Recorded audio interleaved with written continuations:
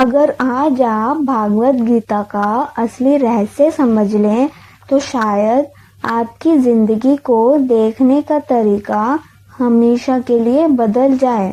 सोचिए, युद्ध भूमि कुरुक्षेत्र में लाखों योद्धा खड़े हैं, शंख बज चुके हैं, युद्ध शुरू होने ही वाला है। लेकिन उसी समय दुनिया का सबसे महान धनुर्धर अर्जुन अचानक कमजोर पड़ जाता है।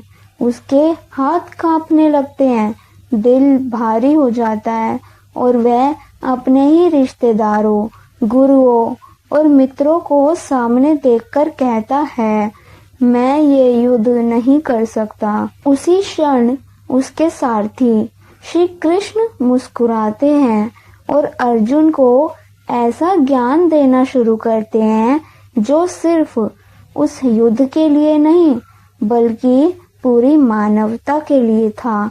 यही ज्ञान है भागवत गीता का सार। गीता के 18 अध्यायों का संदेश हमें धीरे धीरे जीवन का सबसे बड़ा सच समझाता है। शुरुआत में अर्जुन की स्थिति हर इंसान की तरह है।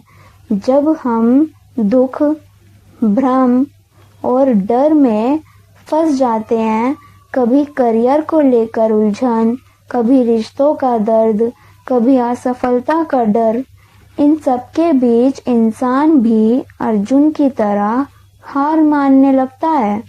तभी गीता का पहला संदेश सामने आता है। आत्मा कभी नहीं मरती, शरीर बदलता है, परिस्थितियां बदलती हैं, लेकिन आत्मा हमेशा रहती है। जब इंसान ये समझ लेता है कि वह सिर्फ शरीर नहीं बल्कि एक अमर आत्मा है, तब उसके अंदर से डर कम होने लगता है। इसके बाद गीता हमें कर्म का सबसे बड़ा सिद्धांत सिखाती है। कृष्ण अर्जुन से कहते हैं कि इंसान का अधिकार उसके कर्म पर है, परिणाम पर नहीं। इसका मतलब ये नहीं कि हमें सफलता की इच्छा नहीं रखनी चाहिए, बल्कि इसका अर्थ है कि हमें अपना ध्यान पूरी ईमानदारी से प्रयास करने पर रखना चाहिए। आज के समय में भी यही सच है। जो व्यक्ति सिर्फ परिणाम की चिंता करता है वह हमेशा तनाव में रहता है, लेकिन जो पूरी लगन से काम करता है वह अंत में सफलता के करीब पहुंच ही जाता है। गीता हमें सिखाती है कर्म ही जीवन का सबसे बड़ा धर्म है। धीरे धीरे श्री कृष्ण अर्जुन को ये भी समझाते हैं कि ज्ञान के बिना इंसान अंधेरे में भटकता रहता है। सही ज्ञान हमें ये समझाता है कि जीवन का असली उद्देश्य क्या है। बहुत लोग सोचते हैं कि आध्यात्मिकता का मतलब दुनिया छोड़ देना है, लेकिन गीता कहती है कि असली आध्यात्मिकता अपने कर्तव्यों को ईमानदारी और निस्वार्थ भाव से निभाने में है। अगर एक शिक्षक अपने छात्रों को सिर्फ नौकरी समझकर पढ़ाता है तो वह केवल काम कर रहा है, लेकिन अगर वही शिक्षक पूरे मन से बच्चों का भविष्य बनाने की कोशिश करे तो वही कर्म योग बन जाता है। गीता हमें मन के बारे में भी एक गहरी बात बताती है। मन बहुत चंचल होता है, वह हर समय इधर उधर भागता रहता है। कभी खुशी, कभी दुख, कभी लालच, कभी डर। लेकिन अगर इंसान अभ्यास, ध्यान और आत्म संयम सीख ले तो वही मन उसका सबसे बड़ा मित्र बन सकता है। आज की भाषा में इसे मेडिटेशन कहा जाता है। जब इंसान रोज थोड़ा समय अपने मन को शांत करने में लगाता है, तब उसके अंदर एक नई शक्ति पैदा होती है। श्री कृष्ण आगे अर्जुन को बताते हैं कि पूरा ब्रह्मांड किसी संयोग से नहीं बना।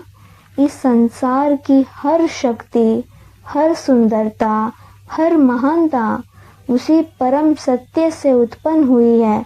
सूरज की रोशनी, नदी की धारा, पहाड़ों की ऊंचाई, समुद्र की गहराई, ये सब उसी दिव्य शक्ति की झलक है।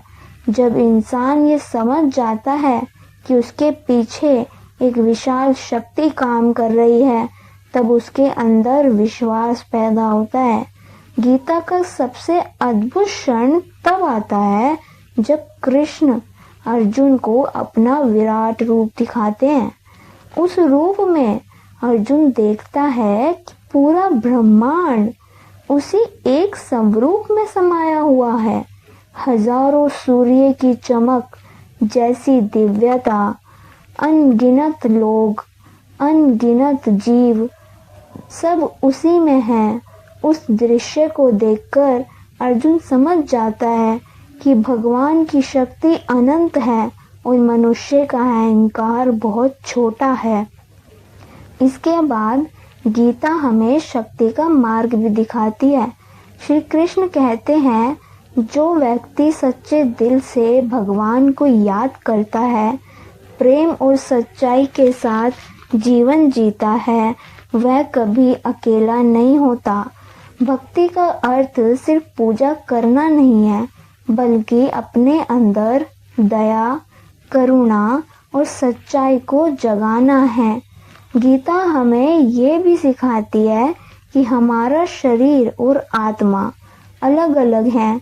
शरीर एक दिन खत्म हो जाएगा, लेकिन आत्मा हमेशा रहेगी। जब इंसान इस सत्य को समझ लेता है, तब उसके अंदर का अहंकार धीरे धीरे खत्म होने लगता है। उसे समझ आता है कि जीवन का असली उद्देश्य सिर्फ धन या प्रसिद्धि नहीं, बल्कि अपने कर्म और चरित्र से दुनिया को बेहतर बनाना है। कृष्ण अर्जुन को ये भी बताते हैं कि हर इंसान के अंदर दो तरीके की प्रकृतियां होती हैं, एक जो उसे ऊपर उठाती है और दूसरी जो उसे नीचे गिराती है। दया, सत्य, विनम्रता और धैर्य इंसान को महान बनाते हैं, जबकि क्रोध, अहंकार और लालच उसे धीरे धीरे गिरा देते हैं।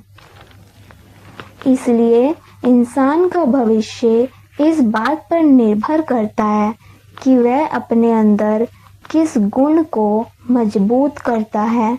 और अंत में आता है गीता का सबसे बड़ा संदेश। श्री कृष्ण अर्जुन से कहते हैं, अपने कर्तव्य को पूरी निष्ठा से करो और परिणाम भगवान पर छोड़ दो।